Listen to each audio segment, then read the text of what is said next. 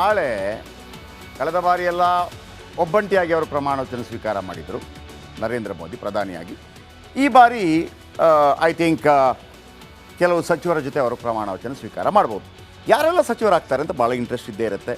ಒಂದು ಹೇಳ್ತೀನಿ ವೀಕ್ಷಕರೇ, ಕರ್ನಾಟಕದಲ್ಲಿ ನಿಮಗೆ 224 ಪೈಕಿ ನೆನ್ನೆ ಕೂಡ ಹೇಳಿದೆ 33 ಜನ ಮಾತ್ರ MLAಗಳು ಮಾತ್ರ ಮಿನಿಸ್ಟರ್ ಆಗೋದಕ್ಕೆ ಸಾಧ್ಯ.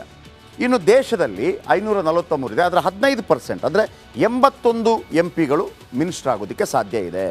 2014ರಲ್ಲಿ ಮತ್ತು 2019ರಲ್ಲಿ ಒಂದು 29ರಿಂದ 30 MP ಗಳನ್ನು ಅಂದರೆ ಕ್ಯಾಬಿನೆಟ್ ದರ್ಜೆ ಸ್ಥಾನಮಾನಕ್ಕೆ ಅವರು ಆಯ್ಕೆ ಮಾಡಿದರು. ಉಳಿದವರೆಲ್ಲರೂ ಕೂಡ ಸ್ವತಂತ್ರ ಖಾತೆ ಮತ್ತು MOS ಅಂದರೆ ಸ್ಟೇಟ್ ಅಫೇರ್ಸ್ ಆ ಥರ ಆಯ್ಕೆ ಮಾಡ್ತಾರೆ. ನಾನು ನಿನ್ನೆ ಕೂಡ ಹೇಳಿದೆ, ಆ 30 ಕ್ಯಾಬಿನೆಟ್ ದರ್ಜೆ ಸ್ಥಾನಮಾನಕ್ಕೆ BJPಯವರನ್ನು ಬಿಟ್ಟರೆ ಬೇರೆ ಯಾರಿಗೂ ಅವಕಾಶ ಕೊಡಲಿಲ್ಲ. ಯಾಕಂದರೆ ಪೂರ್ಣ ಪ್ರಮಾಣದಲ್ಲಿ ಅಧಿಕಾರ ಬಂದಿತ್ತು. ಉಳಿದ 40 ಸ್ಟೇಟ್ ಖಾತೆಯನ್ನು ಉಳಿದವರಿಗೆ ಹಂಚಿದ್ರು. ಬಟ್ ಈ ಬಾರಿ ಆ ರೀತಿ ಆಗಲ್ಲ. ಹಾಗಿದ್ರೆ ಬನ್ನಿ, ಯಾರೆಲ್ಲ ಈ ಬಾರಿ ಮಿನಿಸ್ಟರ್ ಆಗ್ತಾರೆ, ಯಾವ ಖಾತೆ ಅನ್ನೋದು ಕೂಡ ಇಂಪಾರ್ಟೆಂಟ್.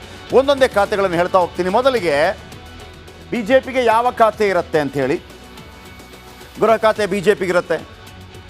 ಕಳೆದ ಬಾರಿ ಗೃಹ ಖಾತೆಯನ್ನು ನಿಭಾಯಿಸಿದಂಥವರು ನಿಮ್ಗೆ ಗೊತ್ತಿದೆ ಯಾರು ಅಂತ ಹೇಳಿ, ಅಮಿತ್ ಶಾ. ಹಣಕಾಸು ಖಾತೆ ನಿರ್ಮಲಾ ಸೀತಾರಾಮನ್ ಕಳೆದ ಬಾರಿ ನಿಭಾಯಿಸಿದ್ರು. ಹಣಕಾಸು ಖಾತೆ BJPಯಲ್ಲೇ ಉಳಿಯಲಿದೆ. ಆಮೇಲೆ ರಕ್ಷಣಾ ಖಾತೆ ಕಳೆದ ಬಾರಿ ರಾಜನಾಥ್ ಸಿಂಗ್ ರಕ್ಷಣಾ ಖಾತೆಯನ್ನು ನಿಭಾಯಿಸಿದ್ರು, ಅವರ ಬಳಿಯೇ ಉಳಿಯಲಿದೆ.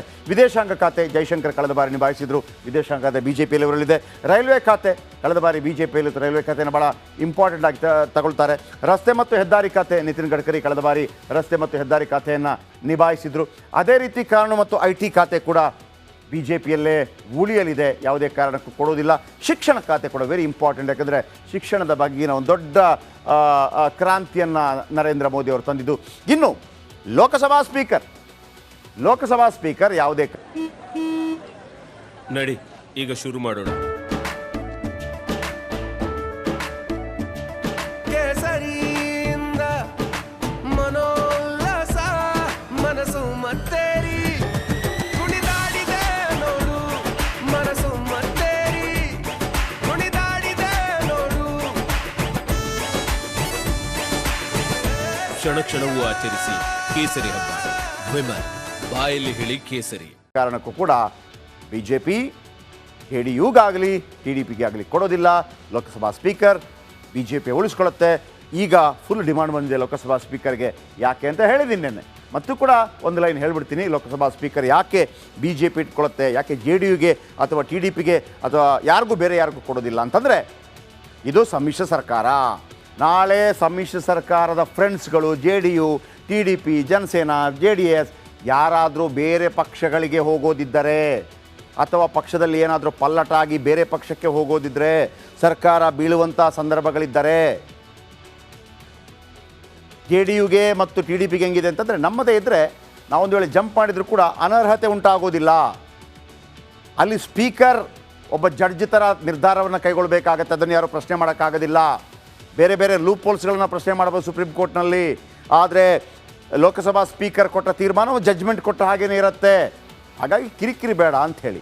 ಅದು ನರೇಂದ್ರ ಮೋದಿ ಗೊತ್ತಿಲ್ವಾ, ಅಮಿತ್ ಶಾ ಗೊತ್ತಿಲ್ವಾ? ಹಾಗಾಗಿ ಅನರ್ಹ ಮಾಡಬೇಕು. ಅದು ಒಂದು ಮುನ್ನೆಚ್ಚರಿಕೆ. ಇದನ್ನು ನಾನು ಈಗ ಹೇಳೋಕ್ಕೆ ಹೋಗೋದಿಲ್ಲ, ಅದಕ್ಕಾಗಿ ಇಟ್ಟಿದ್ದಾರೆ ಅನ್ನೋಂಥದ್ದು ಭಾಳ ಮುಖ್ಯ. ಇನ್ನು TDPಗೆ ಯಾವ ಖಾತೆ? ನಾಗರಿಕ ವಿಮಾನಯಾನ ಖಾತೆಯನ್ನು TDPಗೆ ಕೊಡ್ತಾರೆ. TDP ತೆಲುಗುದೇಶಂ ಪಾರ್ಟಿ ಅತಿ ದೊಡ್ಡ ಪಾರ್ಟಿ, ಫುಲ್ ಪವರಲ್ಲಿ ಬಂದಿದ್ದಾರೆ ಅವರು. ನೋಡಿ ರಾಜಕೀಯ ಹೆಂಗಿರುತ್ತೆ ಅಂತಂದರೆ, ಒಂದು ಸಂದರ್ಭದಲ್ಲಿ ಏನೂ ಇರಲಿಲ್ಲ, ಜೈಲಿಗೆ ಹೋಗಿದ್ದರು. ಯಾರು ತೆಲುಗುದೇಶಂನ ನಾಯಕರಾಗಿರುವಂಥ ಚಂದ್ರಬಾಬು ನಾಯ್ಡು ಜೈಲಿಗೆ ಹಾಕಿದ್ರು. ಜಗನ್ ಪ್ರೆಸ್ ಮೀಟಲ್ಲಿ ಅಳ್ತಾ ಕೂತ್ಕೊಂಡ್ಬಿಟ್ರು, ನಾನು ಏನು ತಪ್ಪು ಮಾಡಿದ್ದೀನಿ ಅಂತೇಳಿ. ಯಾಕಂದರೆ ಅವರೊಂದು ಅಮರಾವತಿ ಅಂಥೇಳಿ ಹೊಸ ರಾಜ್ಯ ನಿರ್ಮಾಣವಾದಾಗ ಒಂದು ಕಡೆ ರಾಜಧಾನಿ ಮಾಡಬೇಕು, ಅಮರಾವತಿ ರಾಜಧಾನಿ ಮಾಡಬೇಕು ಅಂತೇಳಿ. ಜಗನ್ ಬಿಡಲಿಲ್ಲ, 3 ಕಡೆ ರಾಜಧಾನಿ ಬೇರೆ ಬೇರೆ ಮಾಡಿ ಅಂತೇಳಿ ಎಲ್ಲ ಉಲ್ಟಾ ಪಲ್ಟಾ ಮಾಡಿ ಹಾಕಿದ್ರು. ಇರಲಿ. ನಾಗರಿಕ ವಿಮಾನಯಾನ ಖಾತೆ, ಉಕ್ಕು ಖಾತೆ, ಇದು ರಾಜ್ಯ ಖಾತೆ ಆಗಿರುತ್ತೆ. ನಾನು ಹೇಳಿದ್ನಲ್ಲ, ಕ್ಯಾಬಿನೆಟ್ ಸ್ಥಾನಮಾನ ಆಗಿರೋದಿಲ್ಲ. ಆ್ಯಂಡ್ ಡೆಪ್ಯೂಟಿ ಸ್ಪೀಕರ್ ಸ್ಥಾನಮಾನ ಸಿಗುತ್ತೆ. ಅಂದರೆ